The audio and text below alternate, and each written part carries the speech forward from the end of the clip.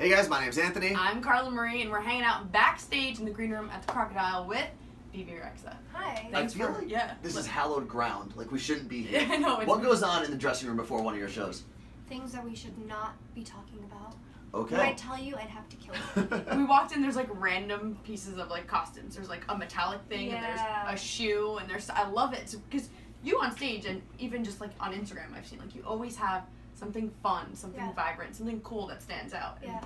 do you have someone that helps you with that kind of stuff, or you're just like, I want this, and we're going with it? I kind of like go on like Google and Pinterest and find things from like the 90s or like 90s. I like Google weird things, and then like I'll be inspired by something just random or somebody like from the past, and then I'll send it to my stylist and be like, I want to really do this vibe. That's cool. Can we do it but like different in my own way?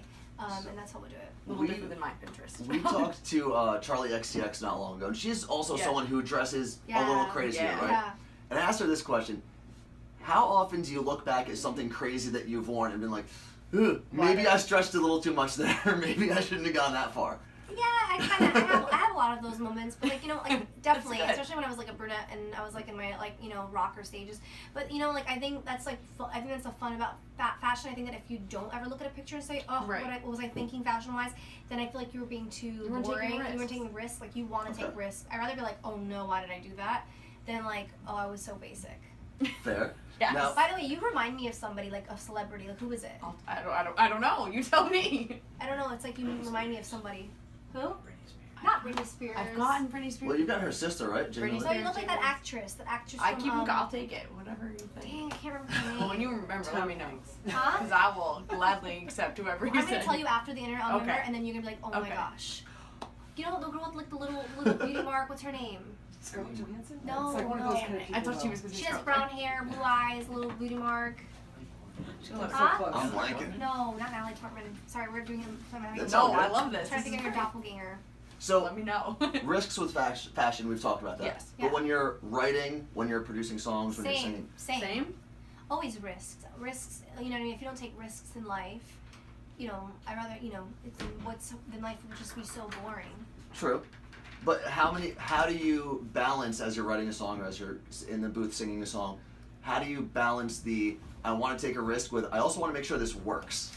I don't know. I think when you start like writing songs, you build like this thing in your body. It's like a DNA of like structuring songs, and it kind of becomes like second nature.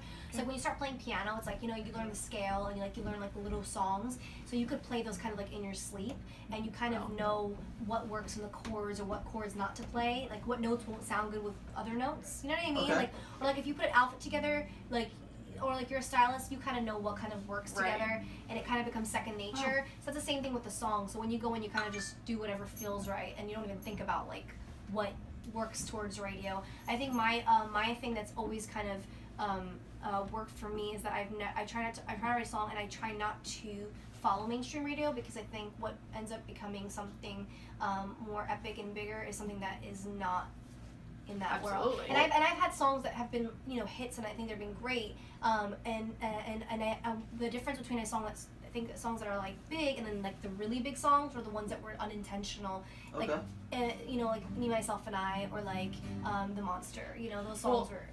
Yeah, he just told me I didn't realize that you had a huge part in The Monster. Like it didn't click, and it's kind of like, oh my god, that was her. Like you've been on Me, Myself and I, and like The Monster, kind of like sisters. Yes, it's like twin sisters, kind of in a sense. You've been on so many amazing tracks. Like we were looking at on the way over. Wow. And that's why you're actually one of my favorite stories in music to follow. There was a time where I had more Instagram followers than Bebe Rexha. Really? Is that true? And I'll show you the time. This is when I met Bebe Rexha in 2014.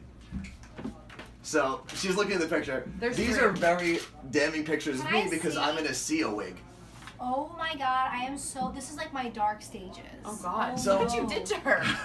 Oh no. Well, and the reason he'll sign them for you. That is me. I'm eating a cupcake. Well, this was a birthday cupcake, because this interview was right after your birthday actually. And this was in New York. But the reason I bring it up is because you are one of my favorite stories to follow, because you've been on some of the biggest songs in the past 3 years. Yeah. Some of the biggest songs in the country. And it shows that as you work and as you still stay on your grind, it will eventually turn around, and instead of making these huge songs for other people, Yeah, absolutely. you're now making it for yourself. I think it's like it's however you want it. I feel like it's I think anything is possible. It's just that you have to really be able to. We're backstage, by the way, if you can hear that. Yeah.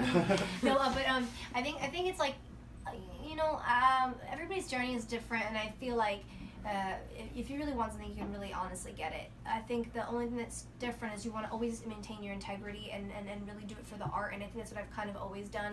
You never want to kind of sell out in a sense. Of course. You are in the music business, so you have to kind of play by the games a little bit, but I kind of like taking risks and not playing by the game, all the time by the rules. She's badass. Yeah, basically. yeah. Yeah. So I think if you do things because you truly love what you're doing and you really just make art because you love it, then I feel like it will always work out.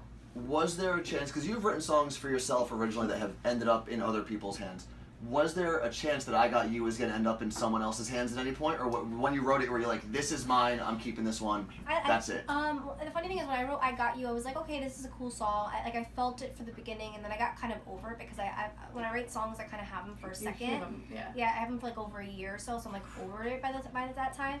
So I was like, oh, whatever, it's a cool thing. And then they were like, hey, we're gonna put this out as a single. I was like, are you sure about that? Because I feel like I have like doper songs. And, like, no. And they were like, no, we are. I'm like, okay, cool. And I kind of didn't really expect like the video to blow up and stuff like that. It was very unexpected. And what's the difference for you between a song that you collaborate with versus a song that is yours?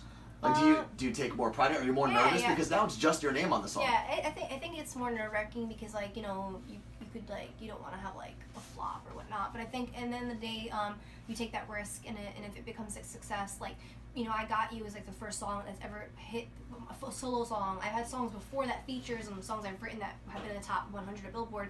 But like I Got You was my first top 100, and that was really cool and like a start, and then like broke the top 200 on iTunes and top 20, and it was a cool. That was like steps, I think, and I think that's what makes it more exciting when it's your very own. Yeah.